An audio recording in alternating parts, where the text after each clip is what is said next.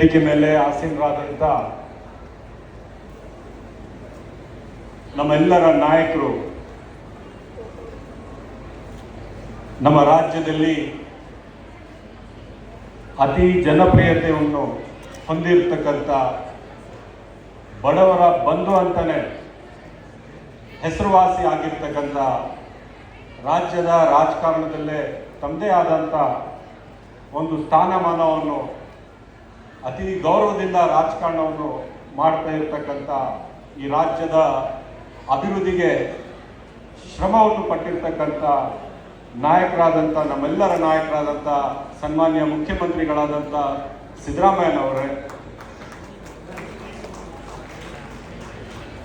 ರಾಜ್ಯದ ವೈದ್ಯಕೀಯ ಶಿಕ್ಷಣ ಸಚಿವರು, ನಮ್ಮ ಈ ಹಾಸ್ಪಿಟಲ್ಗೆ ಮತ್ತು ನಮ್ಮ ಕ್ಷೇತ್ರದಲ್ಲಿ ಬೆಂಗಳೂರು ನಗರದಲ್ಲಿ ಮತ್ತು ಇಡೀ ರಾಜ್ಯದಲ್ಲಿ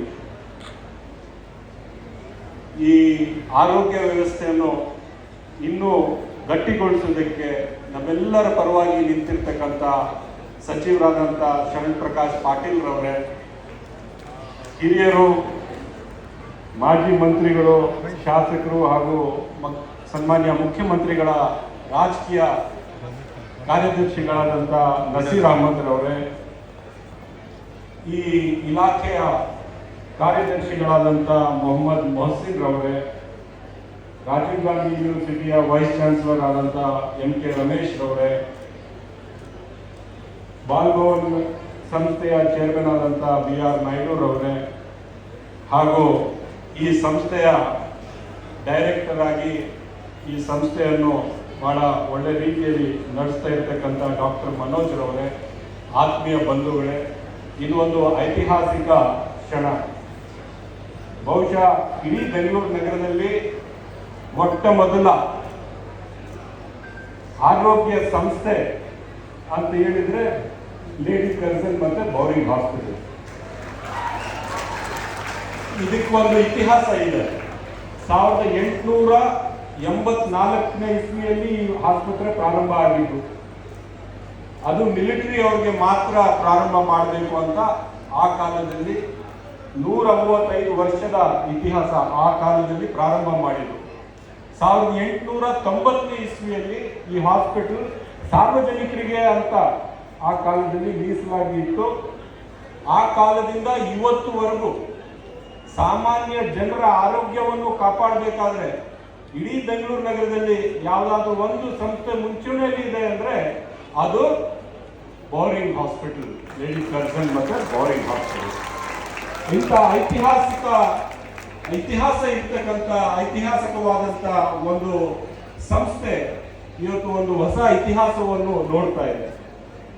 ಸುಮಾರು 320 ಕೋಟಿ, ನನಗೆ ಸರಿ ಗೊತ್ತಿಲ್ಲ, 297 ಕೋಟಿ, ಸುಮಾರು 300 ಕೋಟಿಯಷ್ಟು ಆ ವೆಚ್ಚದಲ್ಲಿ ಹೊಸ ಫೆಸಿಲಿಟೀಸ್ ಅನ್ನು ನಾವು ಇವತ್ತು ನಮ್ಮ ಮುಖ್ಯಮಂತ್ರಿಗಳಾದಂಥ ನಮ್ಮ ನಾಯಕರಾದಂಥ ಸಿದ್ದರಾಮಯ್ಯನವರ ಕೈಯಿಂದ, ಅವರ ಅಮೃತ ಹಸ್ತದಿಂದ ಇವತ್ತು ನಾವು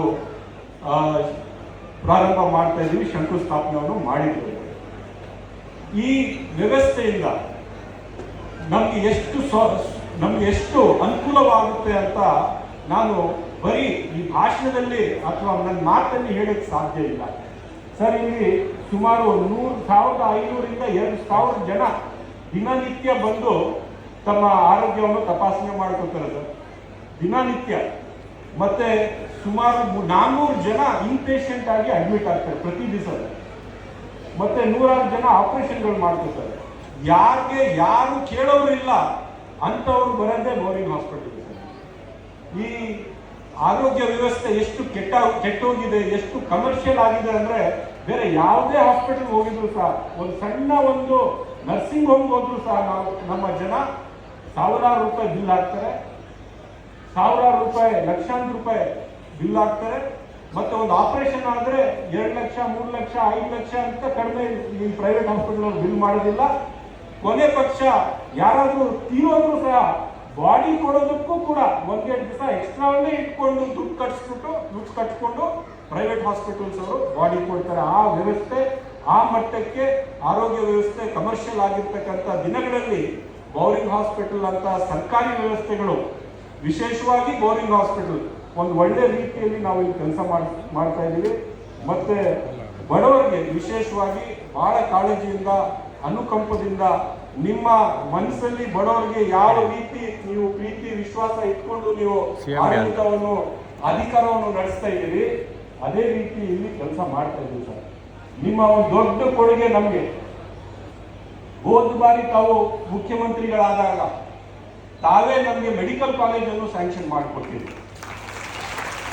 ಬಹುಶಃ 2017 ನೀವು ಪ್ರಾರಂಭ ಮಾಡಿರ್ತಕ್ಕಂಥದ್ದು ಕೆಲಸ, ತಾವು ಮುಖ್ಯಮಂತ್ರಿಗಳು ಒಂದು ಅವಧಿಗೆ ಇರಲಿಲ್ಲ.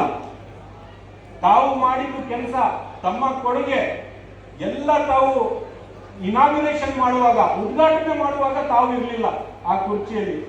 ಅದಕ್ಕೆ ಬೇರೆಯವರು, ಅಂದಿನ ಸರ್ಕಾರ ಯಾರಿದ್ರು ಅವರು ಇನಾಗ್ಯುರೇಷನ್ ಮಾಡಿದ್ರು. ಸನ್ಮಾನ್ಯ ಅಟಲ್ ಬಿಹಾರಿ ವಾಜಪೇಯಿ ಅವರ ಹೆಸರು ಇಟ್ರು, ಸಂತೋಷ. ಆದ್ರೆ ಅಲ್ಲಿ ಅನುದಾನ ಕೊಟ್ಟಿದ್ದು ನೀವು ಈ ಹಾಸ್ಪಿಟಲ್ಗೆ ಒಂದು ಮೆಡಿಕಲ್ ಕಾಲೇಜ್ ಇರಬೇಕು ಅಂತ ಆ ಬದ್ಧತೆ ಇದ್ದಿದ್ದು ತಮ್ಮದು. ನಮ್ಮೆಲ್ಲರ ಜನರ ಪರವಾಗಿ ತಮಗೆ ನಾನು ಧನ್ಯವಾದಗಳನ್ನು ಹೇಳಕ್ಕೆ ಬಯಸ್ತಾ ಇದ್ದೀನಿ ಸರ್. ಅದರ ಜೊತೆಗೆ ತಾವು ಮತ್ತೆ ಡಾಕ್ಟರ್ ಶಂಕರಪ್ರಕಾಶ್ ಪಾಟೀಲ್ ರವರು ನಮ್ಮ ಕ್ಷೇತ್ರಕ್ಕೆ ಅಲ್ಲ, ಬರೀ ಇಡೀ ಈಶಾನ್ಯ ಬೆಂಗಳೂರಿಗೆ ಒಂದು ಸೂಪರ್ ಸ್ಪೆಷಾಲಿಟಿ ಹಾಸ್ಪಿಟಲ್ ಇರಲಿಲ್ಲ. ನಾನು ತಮಗೆ ಬಂದು ಕೇಳ್ಕೊಂಡಾಗ ತಾವು ಮಾಡಿಕೊಡ್ತೀನಿ ಅಂತ ಹೇಳಿ ತಾವೇ ತಮ್ಮ ಕೈಯಿಂದ 2 ತಿಂಗಳ ಹಿಂದೆ ಆ ಸೂಪರ್ ಸ್ಪೆಷಾಲಿಟಿ ಹಾಸ್ಪಿಟಲ್ ನೀವು ಉದ್ಘಾಟನೆ ಮಾಡಿದ್ದೀವಿ. ಬಹಳ ಸಂತೋಷದಿಂದ ನಾನು ಇವತ್ತು ಹೇಳಕ್ಕೆ ಬಯಸ್ತಾ ಇದ್ದೀನಿ, 150ಕ್ಕಿಂತ ಹೆಚ್ಚಾಗಿ ಹಾರ್ಟ್ ಆಪರೇಷನ್ಸ್ ಈಗಾಗಲೇ ಆಗುವುದಿಲ್ಲ. ಈಗಾಗಲೇ ಆಗಿ ಬಡವರು ಒಳ್ಳೆ ಆರೋಗ್ಯದಿಂದ ವಾಪಸ್ ಅವ್ರ ಮನೆಗೆ ಹೋಗಿದ್ದಾರೆ. ಯಾವ ಬಡವರು ಇಲ್ಲಿಂದ ಜಯದೇವಗೆ 2 ಗಂಟೆ ಈ ಟ್ರಾಫಿಕ್ ಅಲ್ಲಿ ಹೋಗ್ತಾ ಇದ್ರು, ಅವ್ರಿಗೆ 5 ನಿಮಿಷಕ್ಕೆ ನಮ್ಮ ಶಿವಾಜಿನಗರ್ ಸೂಪರ್ ಸ್ಪೆಷಾಲಿಟಿ ಹಾಸ್ಪಿಟಲ್ ಅಲ್ಲಿ ಅವ್ರಿಗೆ ಎಲ್ಲ ರೀತಿಯ ಚಿಕಿತ್ಸೆ ನಾವು ಅಲ್ಲಿ ಕೊಡ್ತಾ ಇದ್ದೀವಿ, ನಮ್ಮ ಸರ್ಕಾರದ ವತಿಯಿಂದ ಕೊಡ್ತಾ ಇದ್ದೀವಿ. ಅದರ ಜೊತೆಗೆ ತಾವು ಇವತ್ತು ಬಂದು ಇಷ್ಟು ಒಂದು ದೊಡ್ಡ ಪ್ರಾಜೆಕ್ಟ್ ಅನ್ನು ತಾವು ಪ್ರಾರಂಭ ಮಾಡ್ತಾ ಇದ್ದೀವಿ.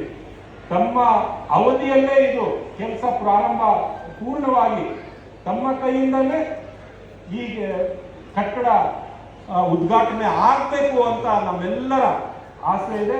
ಅದೇ ರೀತಿ ಆಗುತ್ತೆ ಅಂತ ಭರವಸೆ ಕೂಡ ಇದೆ. ಒಂದು ಈ ಕಟ್ಟಡದಿಂದ ಬಹುಶಃ ನಾವು ಈಗ 1500 ಪೇಷಂಟ್ ಅನ್ನು ನೋಡ್ತಾ ಇರೋದು 3000 ಪೇಷಂಟ್ ವರೆಗೂ ಕೂಡ ನೋಡಬಹುದು. 11 ಆಪರೇಷನ್ ಥಿಯೇಟರ್ ನಾವು ಮಾಡ್ತಾ ಇದೀವಿ ಇಲ್ಲಿ. ಮತ್ತೆ 60 ಬೆಡ್ ಐಸಿಯು ತುಂಬಾ ಡಿಮ್ಯಾಂಡ್ ಇದೆ ಸರ್.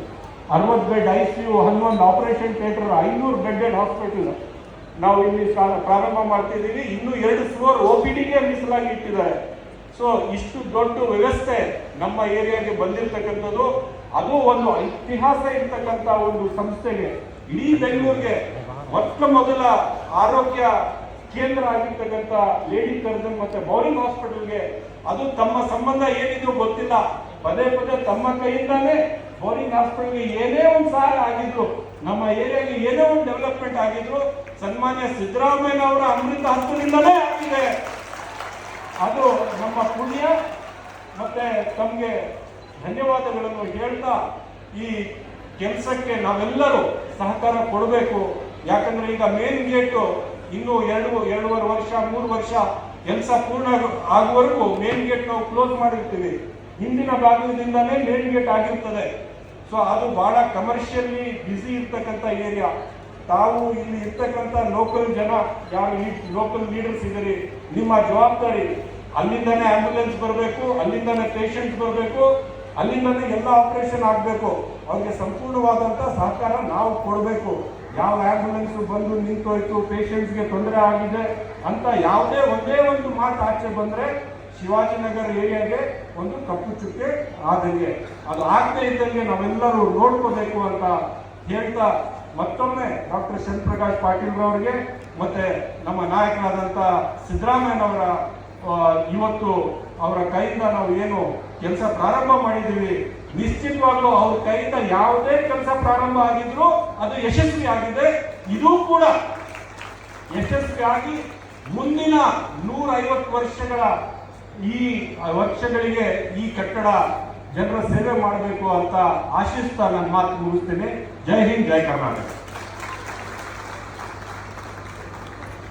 ನಮ್ಮ ಅಭಿಮತವನ್ನು ವ್ಯಕ್ತಪಡಿಸಿದಂತಹ ಮಾನ್ಯ ಶಾಸಕರಾದ ಶ್ರೀ ರಿಜ್ವಾನ್ ಅರ್ಷದ್ ಅವರಿಗೆ ಅನಂತ ವಂದನೆಗಳು. ಬಂಧುಗಳೇ, ಅಭಿಮಾನಪೂರ್ವಕವಾಗಿ ಬರಮಾಡಿಕೊಳ್ಳೋಣ ಡಾಕ್ಟರ್